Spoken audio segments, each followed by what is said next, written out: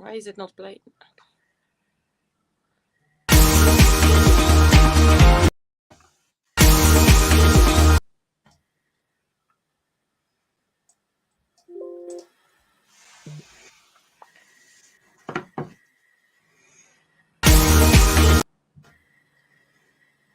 Okay, hello everyone. We are live. I don't know why my video didn't want to play, but well, technology sometimes play tricks. Welcome in episode 15 of Art My Medicine, and this is a special episode. And today I have a special guest, Jim, and I will allow Jim to say a bit about himself. Yeah, so thanks for having me. So yeah, my name's Jim. 44. I started doing mindful adjustment coaching through my own experiences through mental health issues and life challenges, and I'm just trying to get to meet different people to spread the word who I am, and trying to, because sharing is caring, as they say. So that's why I'm here today. So thank you. Thank you, Jim, for coming. And yeah, I know a bit about you as we chatted a few times, and from your bio, obviously.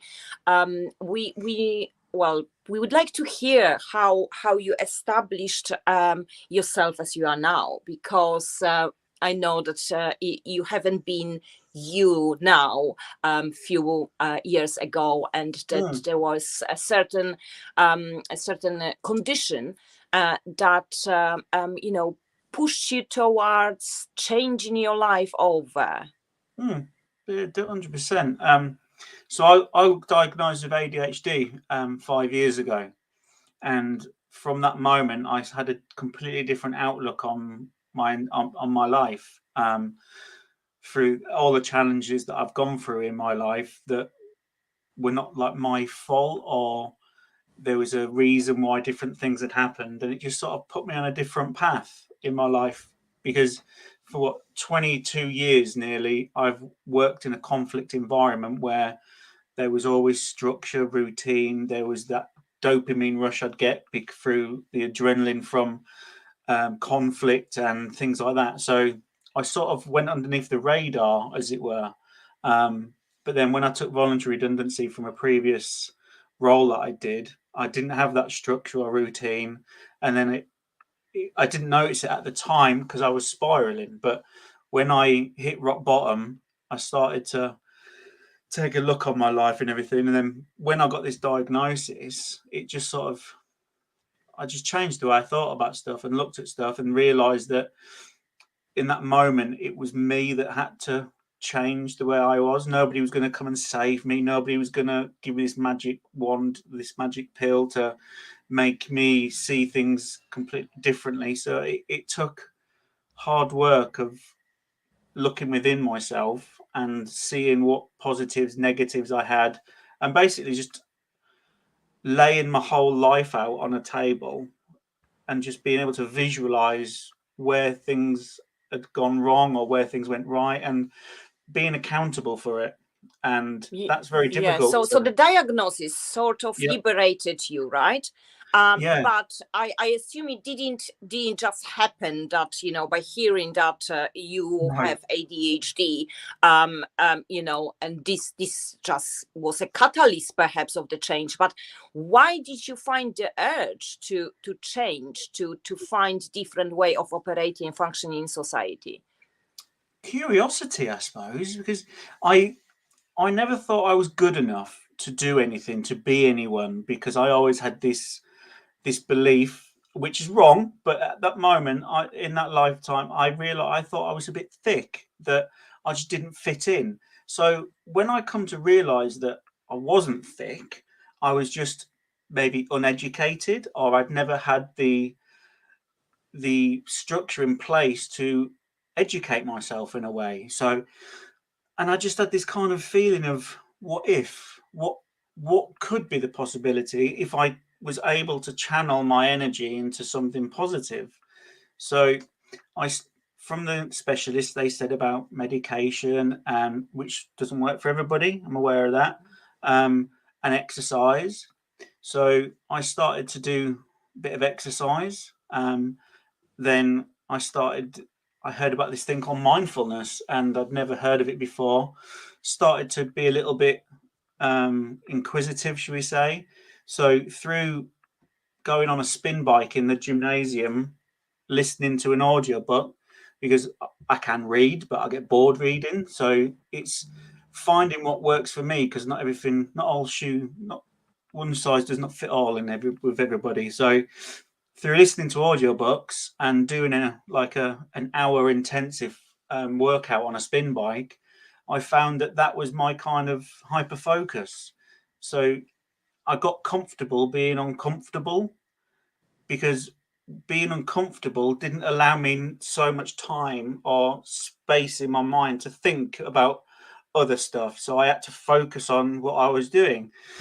And it just sort of made me think, what is the possibilities out there? Because what I thought was not what I thought then, kind of thing. So it dawned on me that you can change the way you think. And that's how I started to study different types of like neurolinguistic programming, from mindfulness, coaching, counseling, all this kind of stuff. And it sort of dawned on me that you can only do this when you actually look within yourself and be truly open and honest to yourself, because it's so easy to hide behind our eyes and smile and go, yeah, I'm fine, when actually inside you could be destroyed.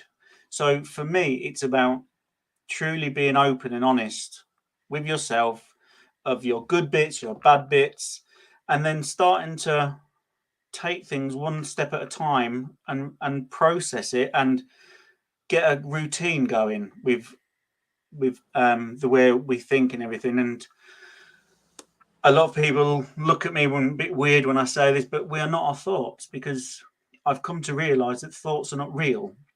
Thoughts are just a part of an emotion that are linked to a feeling that was linked to an event, and it's just the way we process this kind of thing. So yeah, Sure. that's where I started.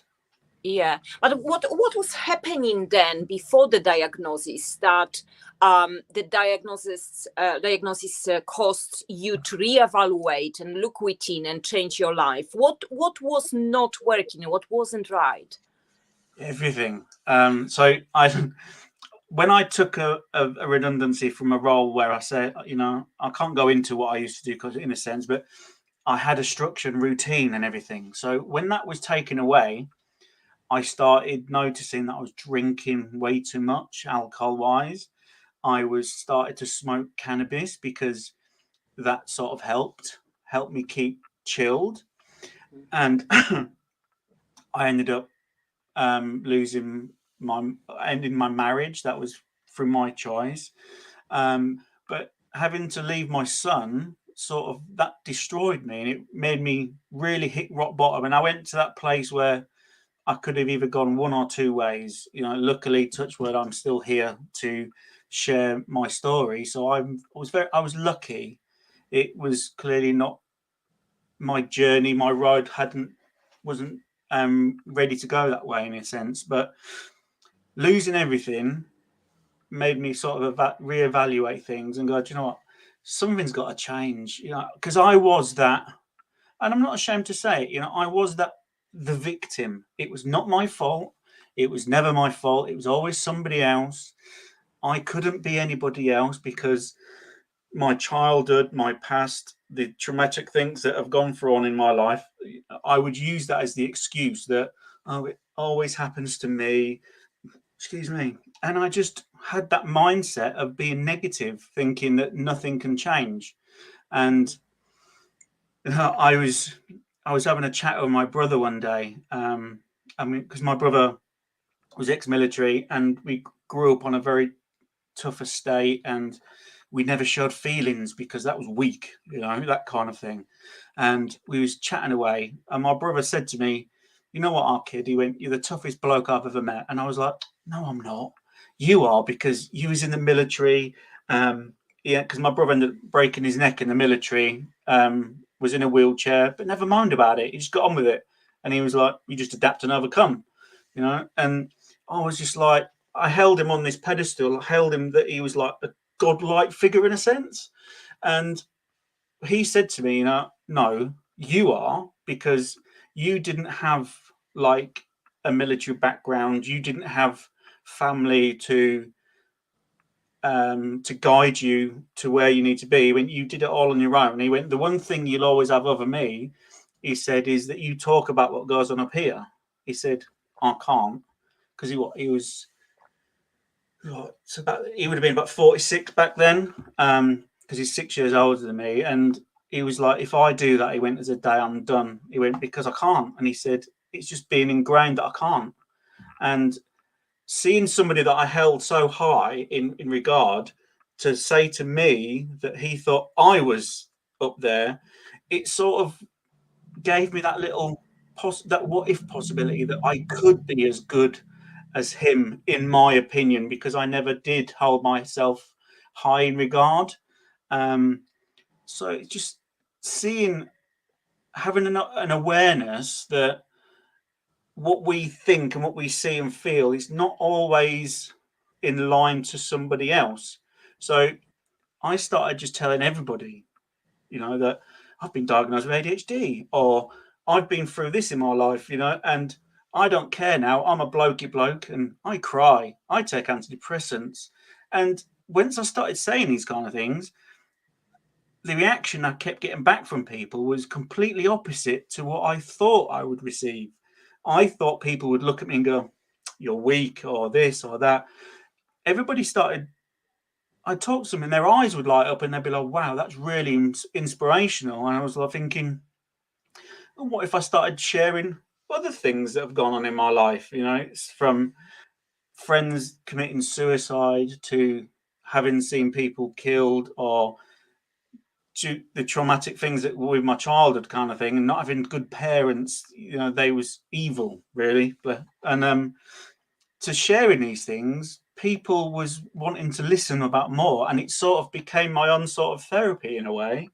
And then I could channel all this positivity, and to this point where I was like, the more open I am, the more free I feel.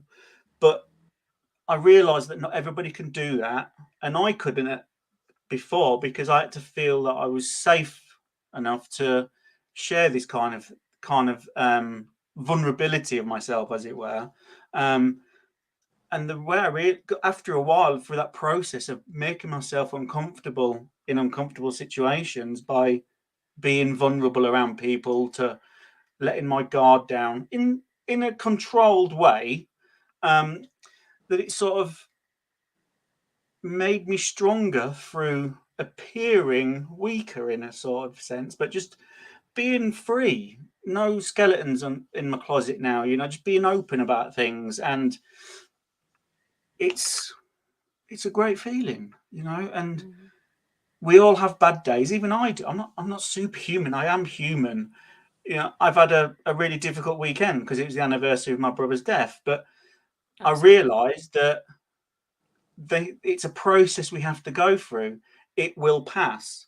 Like anything, good and bad, happy or Yeah. sad, everything passes. Nothing lasts forever. So I hold on to that belief that if life is going a bit crap and I'm feeling a bit down, I don't revert within myself. I will go and speak to somebody, or I'll say to my wife, I'm feeling a bit crap today. And she's like, okay, darling. And you're like, oh, okay. Because we sometimes think that if we share a problem we have, it's a burden, or somebody's not going to be interested. But people want to know if you're not okay, because then they want to help, because we're nice, caring, nurturing human beings. And I just let that storm pass, because it will pass. And then like today is a great day, and we just don't hold on to the negative side of it, because it will pass. Sure, but it's So not as easy done as it is very easy to be said. You mhm, know, it's like this. What I hear, you had some trauma in life. You had mhm, some challenges in childhood. You lacked confidence, and you know, and you were looking up to your brother. Who had, according to your perception, better achievements in life than you mhm. did, and then you know you crash, you reach, like you said, the rock bottom. But this didn't crash you, actually. This to use the analogy of an artist, as I am an artist, this allowed you to paint another picture from scratch, right? Mhm. So you took that canvas and the paints and painted a new Jim. So who is the new Jim? What is the difference between you now and you then? I'm honest. I'm I appreciate what I have in life, and through which we've all had to go through with the COVID situation, that nothing is guaranteed. So the new me is that I'm an open me. I understand my good points, my bad points, and the world doesn't revolve around me, kind of thing. And when I come to realize that the world doesn't revolve around me, that everybody has a place here, and yeah, just being open and being truthful to myself. And But that makes you vulnerable, doesn't it? You know, being open and honest exposes mm, your emotions, your state of mind. So how do you protect yourself from, you know, predators? Because yeah, we are kind humans, but among us there are predators who would yeah, use that opportunity to wound you in some way. that's quite a good way of looking at it, I suppose. But when you ask me it that way, I've over the years I've allowed myself to be vulnerable around certain people. So I've been able to, should we say, like open and close different doors of my past, and through having an awareness, through practicing mindfulness, which I think is an amazing thing, that it's allowed me to be aware of when I'm starting to feel a little bit vulnerable, or a little bit anxious, or angry, afraid. It's just being in having an awareness of myself, so I can take care of myself in a way. For example, where we're talking today, if I was starting to feel a bit uncomfortable, instead of just doing what we would do, like you deflect the situation, or I may just change the subject, or I get angry, I'll just switch it off and say, oh, no, the technical issue, kind of thing. I'm aware of it, so I can adjust my mindset. And for example, because I'm comfortable and I understand not everybody is the same journey, that I could say, I'm feeling a little bit uncomfortable now, but explain my reasoning why. Because what I would possibly perceive as the issue, you would go like, well, no, we would have a conversation, because what we see is not always the same thing. So having an open communication dialogue between each other, you can air these things. So I suppose just being open in and having an awareness within myself, which then keeps me safe. So Mhm. if somebody I think maybe trying to challenge me, or um, um, not what's the word, disagree with what I'm saying, for example, and keep poking the stick, as it were. Obviously, if I'm not aware of it, I will start reacting, and I may come across either being aggressive or submissive. But having a pure awareness of myself, I can be quite open with that, and that to other people can sometimes be quite intimidating through being just open. But it is a process, like anything. You train So your you would body. literally state the facts, right, and make another person aware of you being aware that there is something provocative or challenging in whatever situation. Am I understanding correctly? Yeah, and so when you get to be aware of yourself, you sort of become aware of others, and you know when not to maybe challenge somebody because they may not have a headspace that I have, for example. And I use the analogy. It's like clouds on a good day. For a good day for Jim is a clear blue sky, the sun shining. That's great. That's a great day. Now, thoughts come and go in our mind all the time, and thoughts are like clouds. Sometimes you have a white, happy, fluffy thought, or it may be a dark thought, or you might get lots of dark thoughts, and then all of a sudden it's a complete grey sky and the world is all doom and gloom. But when you hold on to behind that is the sun, there is happy times and everything like that, you realize that when things settle, things pass, and then things can be good again. But not everybody looks at life like that. We get so caught up in the world that we get fixated on focusing on something, and we worry about this and we overthink this, and before we know it, their mind's just full of crap, and we can't really focus properly.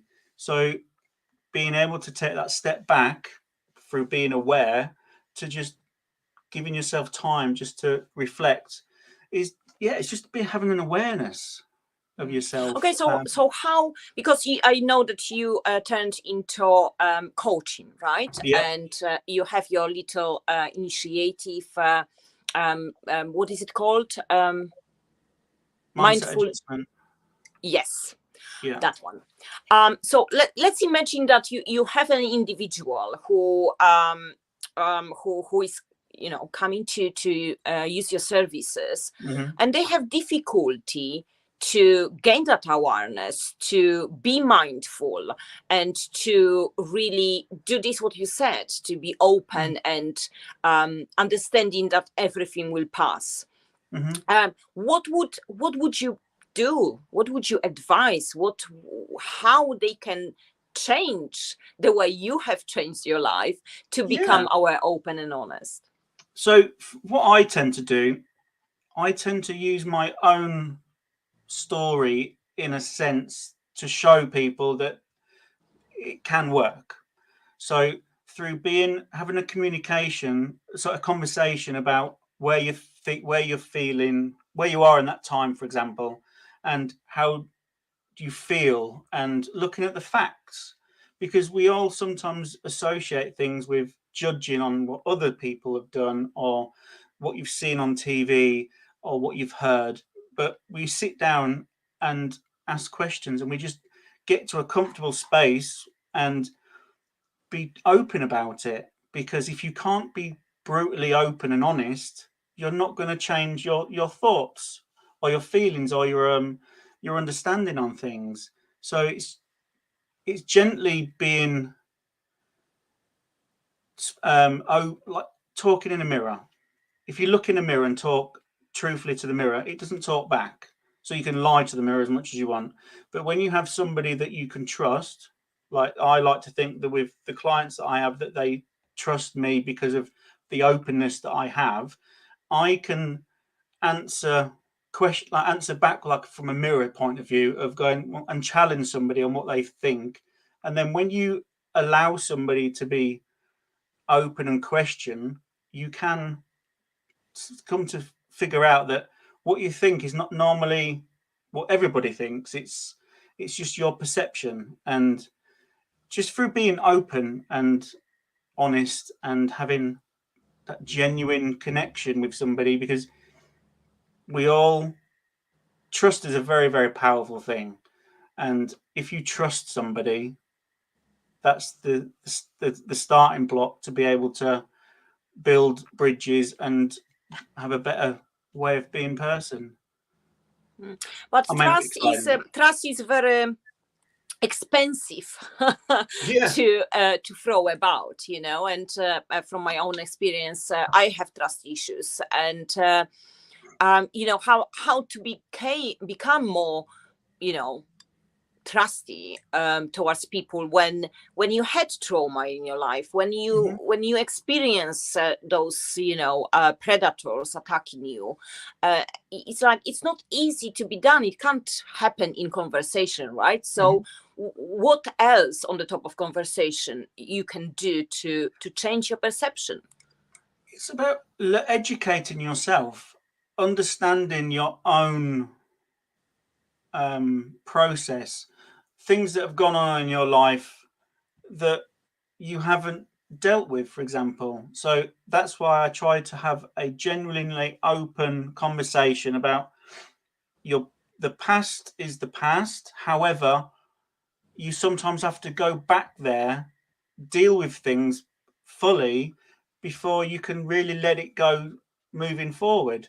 Because I'm not saying everybody's the same, but for me personally, having stuck my head in the sand through and blaming others for different things that have gone on in life, it's when I've been able to be accountable and challenge myself through the things that have gone in my life and sharing them with people, whether it be a professional or, like, for example, a friend that I trust, or these kind of conversations that I have now with people, it allows me to be pure and let go of things. So, for example, my parents were not nice people, really. They shouldn't have been allowed to have children, but they did. And because I've dealt with my past, I can now look at it and go, what was their upbringing? What was their belief system? What was they made to believe? And because I can detach my personal feelings from that, it allows me to let go and move on. Um, and I know everybody is different, and I'm not trying to claim that I can help everybody or I'm going to make the world a better place. I would never ever say that. But what I do believe is that if you can adjust your mindset, if you allow yourself to be accountable for everything in your life, like I said, that's good or bad, and you have the courage to allow somebody to work with you, you can make that change. That's my belief. And that's why I've started mindset adjustment, because we have to adjust our mindsets in the world that we live in. Because if we don't, we're just gonna we can't adapt. You've got to adapt to overcome. I'm not a therapist. I'm not claiming to be a counselor or anything like that, because I'm not.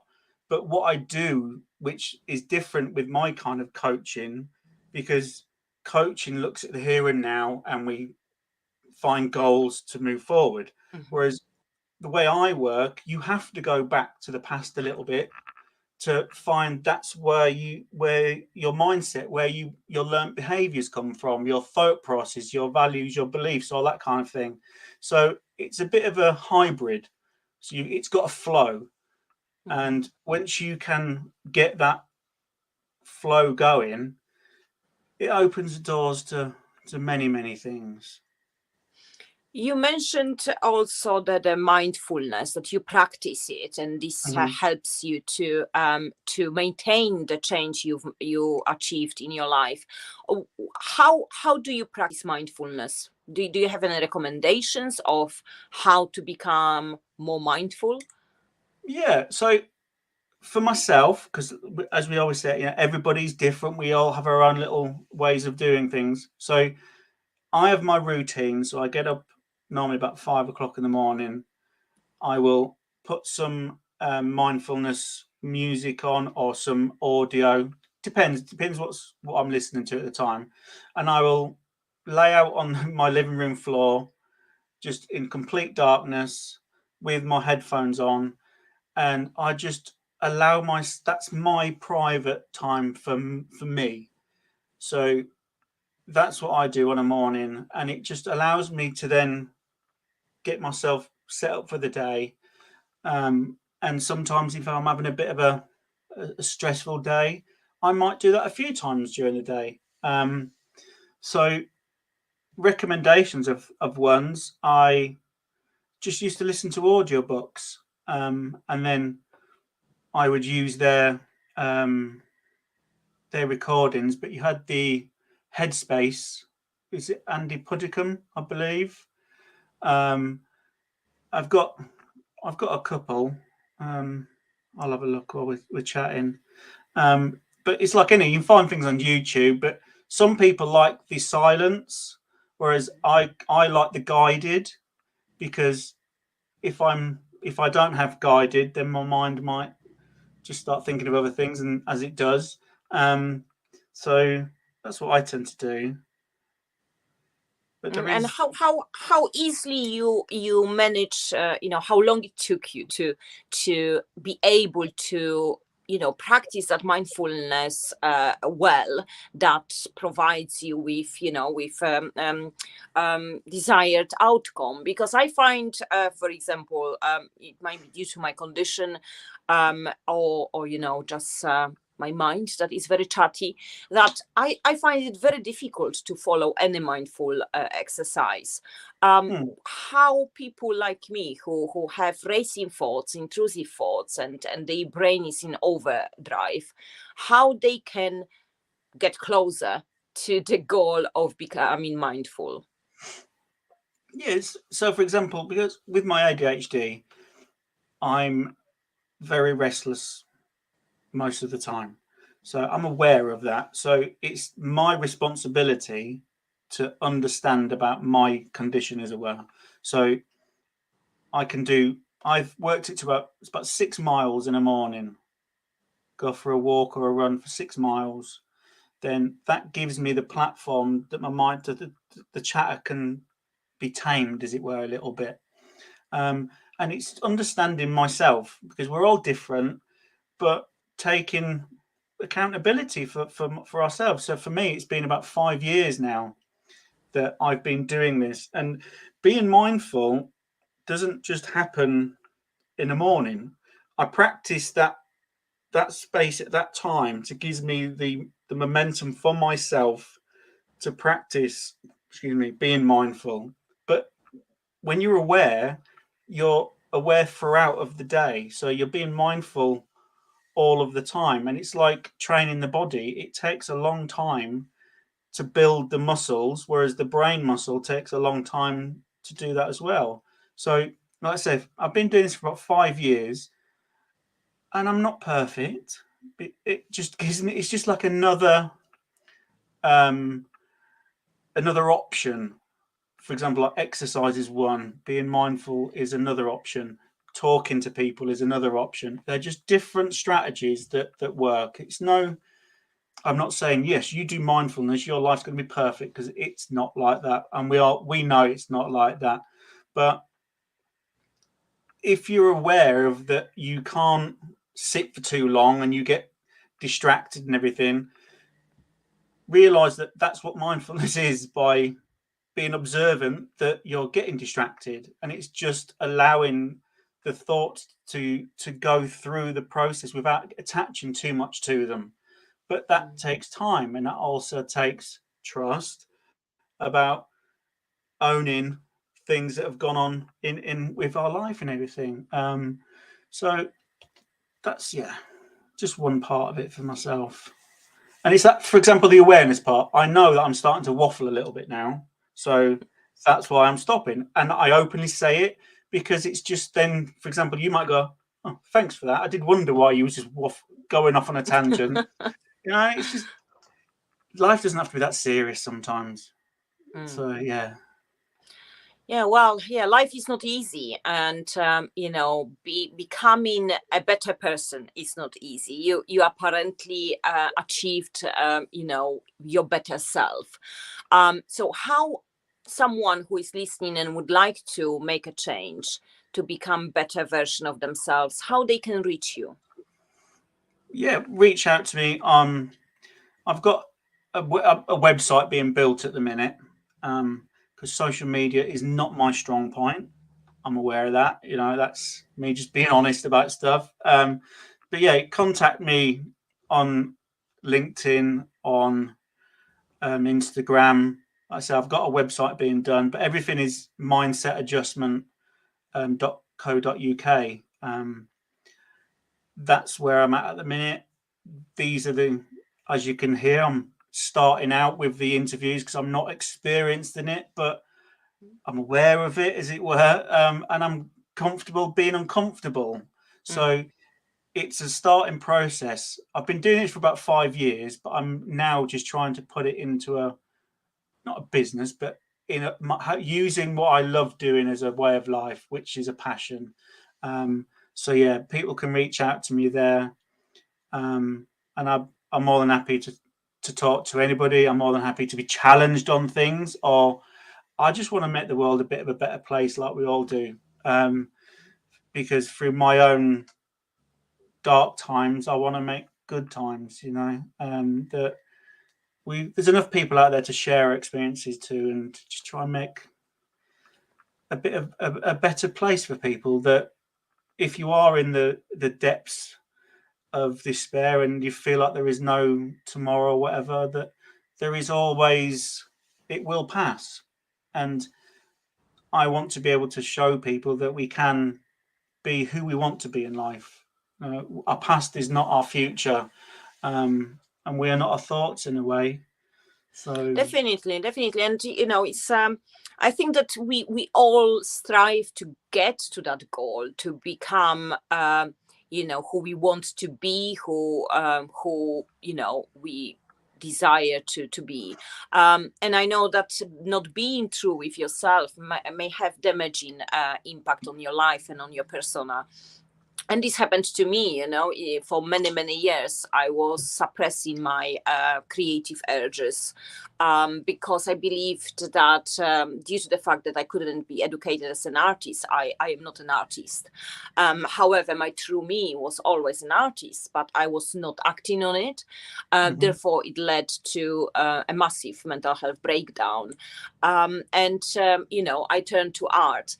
And when listening to you about mindfulness and the aspect that not every exercise of mindfulness works for everyone, I'm a great example of that, because I am crap at meditating and following instructions about breath, or focusing on whatever people say to me, because I see pictures, constantly see pictures. So the audio kind of guidance straight away gives me certain pictures. And in these pictures, there is an action, and I can, like watching the movie, I forget about the audio and follow the plot in my brain, right? Yeah, I get that. Yeah. So I found that my mindful exercise is drawing, doodling, and only then I can really be within and look into myself and do some brain work and answer my own questions, or just breathe properly.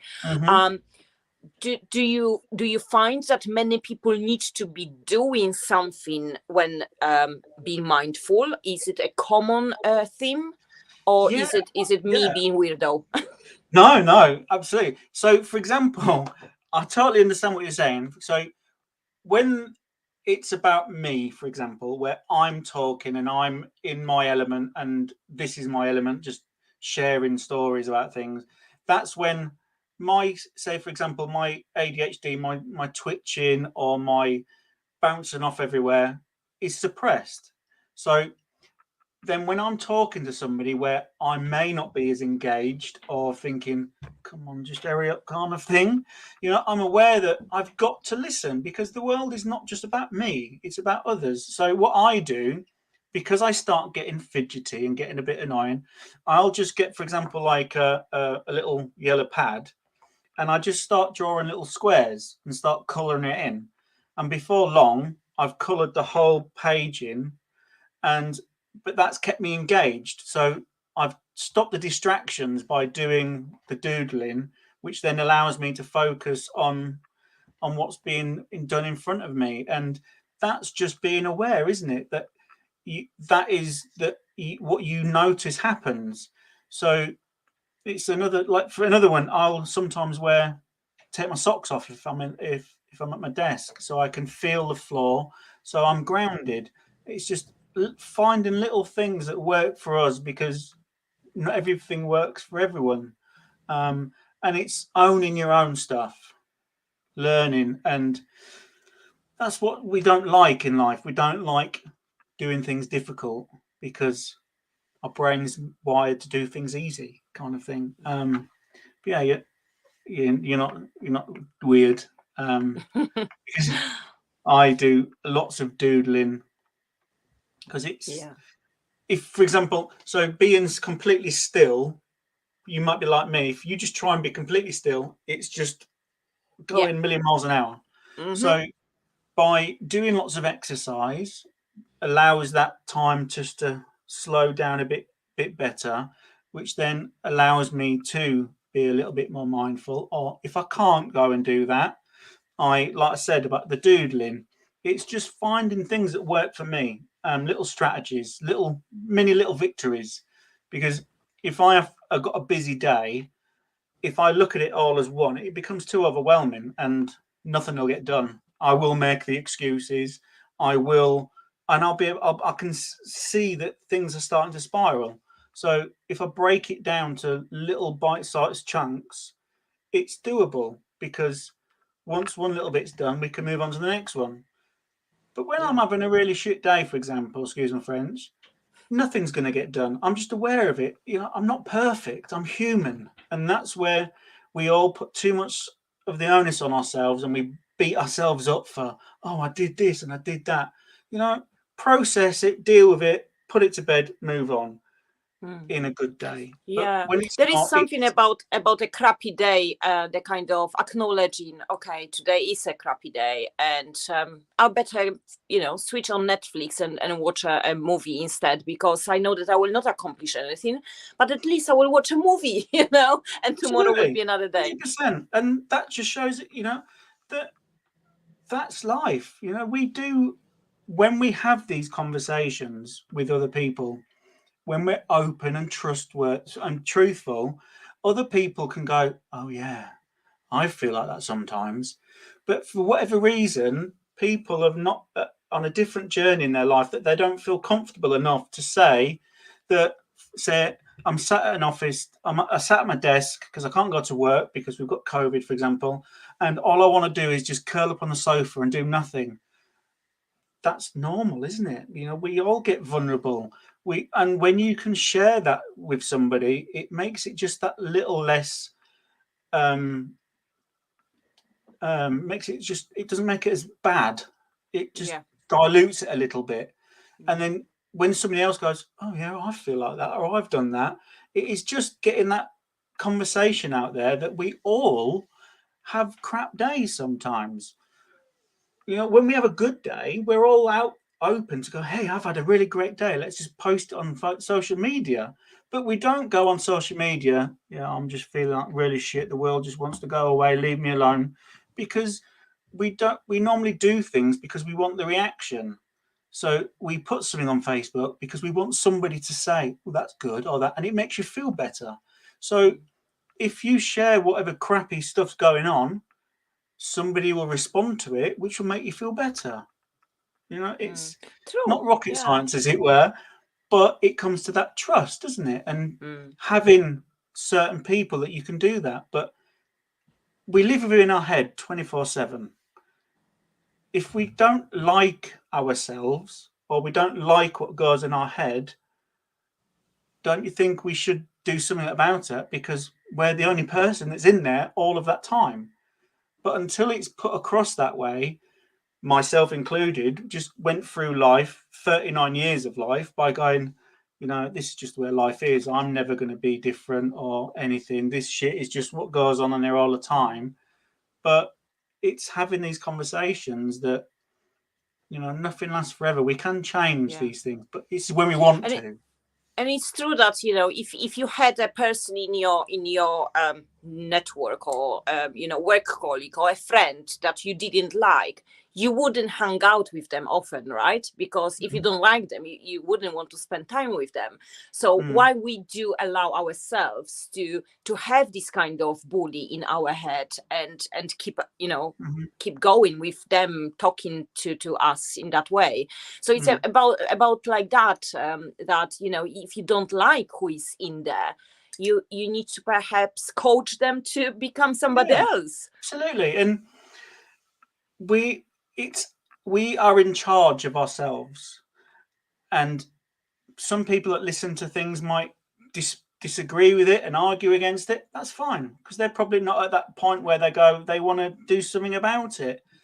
But we can all play the card of, oh, it always happens to me, or this or that.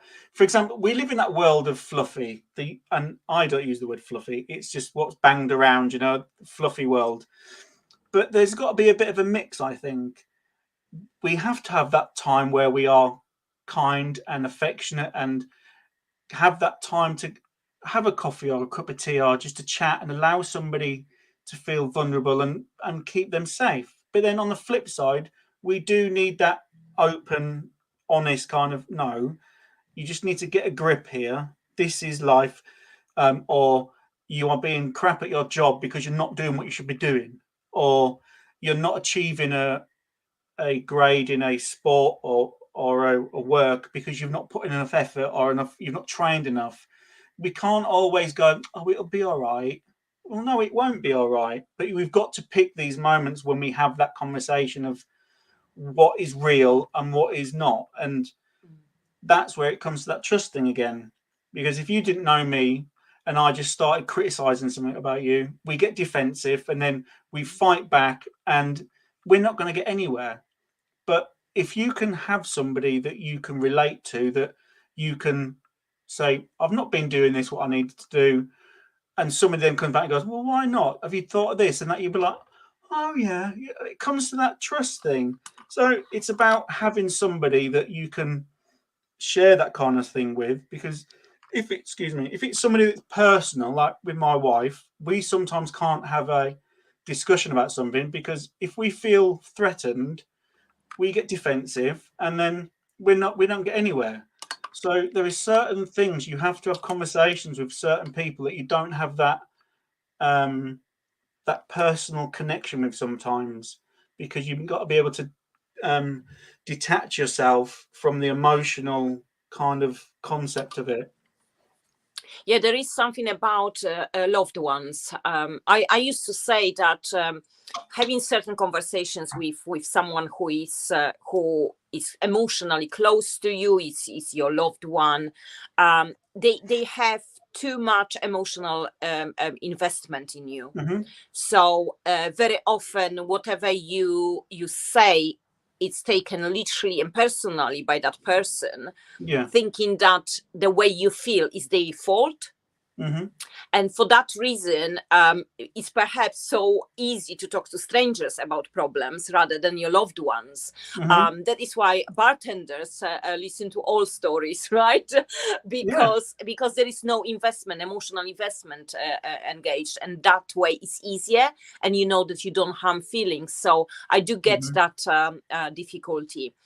Well, the next part of the podcast is always a bit me giving something in return. So as a little thank you for coming on my show, I always paint a painting for my guests with them in my mind. And you know, the guest has priority to purchase the painting for whatever amount. No, you know, there is no too small offering. However, 20% of it goes to mental health warriors, as they run this initiative thanks to donations. So I have painted something for you. And when I do paint for my guests, I never have any direction. So I approach the piece of paper with just them in my mind. And this is what I know about them. And something always emerges. Would you like to see it? Yeah, go on then.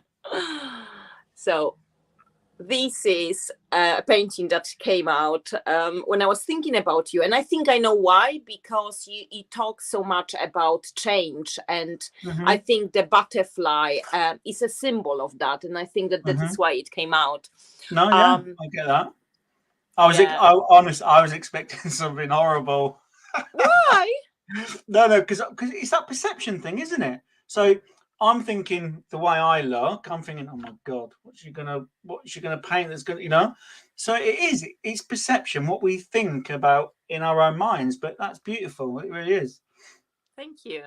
You're welcome. Thank you so much for coming on my show. I hope that you will achieve your mission of making the world and people around us better versions of themselves, and that your business flourishes and brings you a lot of fruits, and that you coach many people to become good, kind, and honest. Yeah. Right. Yeah. And honest people. A better version of ourselves. Yeah, really. Oh, but yeah, that's my hope. Thank you, Jim. And I wish you all the best. And the next Art My Medicine podcast is this Saturday at 9 a.m. And I will be hosting another very special guest. So please tune in and see you then. Brilliant. Thanks very much. Cheers. Bye-bye. Bye. Bye-bye.